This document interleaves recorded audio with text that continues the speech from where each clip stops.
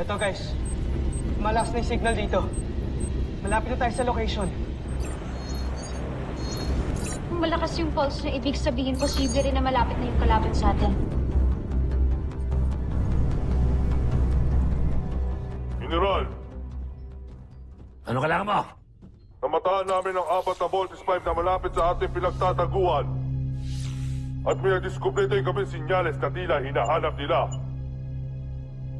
Saan nanggagaling ang sinyalis na yan?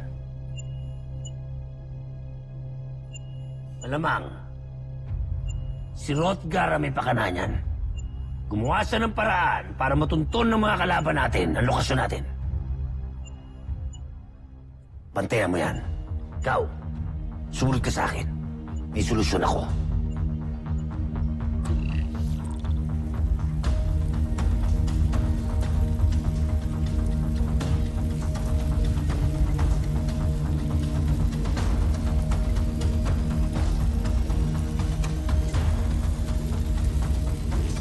Lakasan niyo pa ang enerhiya ng aparato.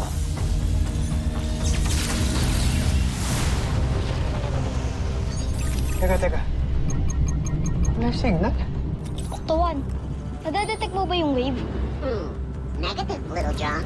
Guys, hindi rin namin madetect yung wave. Dr. Hope, the wave transmission from the camp suddenly stopped. Hindi na ho namin makita yung signal eh. Kahit sa amin, nawala rin ang pulse wave. I don't understand why.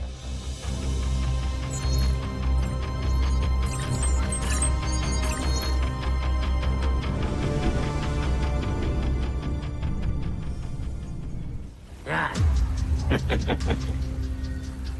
Sigurado ako, hindi nalulusot ang pangsagap ng senyales ng Voltes 5 sa tindi ng enerhiya na bumabalot kay Rotgar.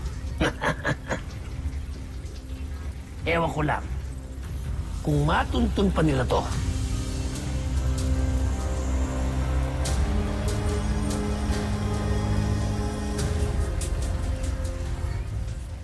You better go back here, Steve. No, Doctor. Kung nawala yung signal, ibig sabihin nakita kami ng mga kalaban. Therefore, nandito lang sila.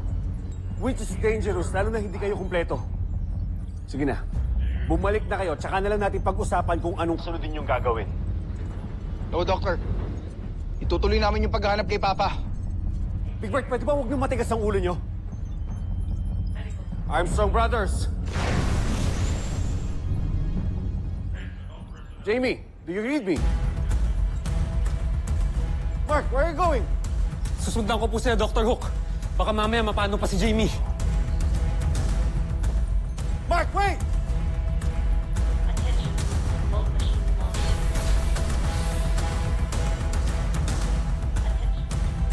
Oh, ano tinitingin niyo?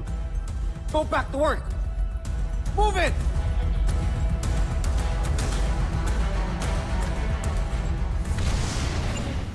General, hindi pa rin umalis ang kalaban natin.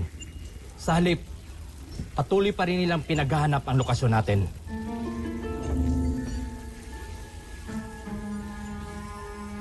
Talagang sinusubukan nila ang pasensya ko. Kaya ilabas nyo na ang aking Beast Fighter.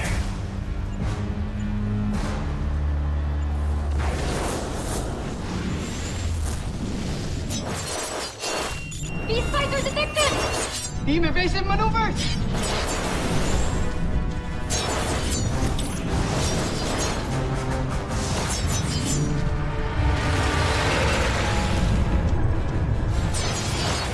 Mukhang yan yung kalaban natin earlier. Mas lumaki siya.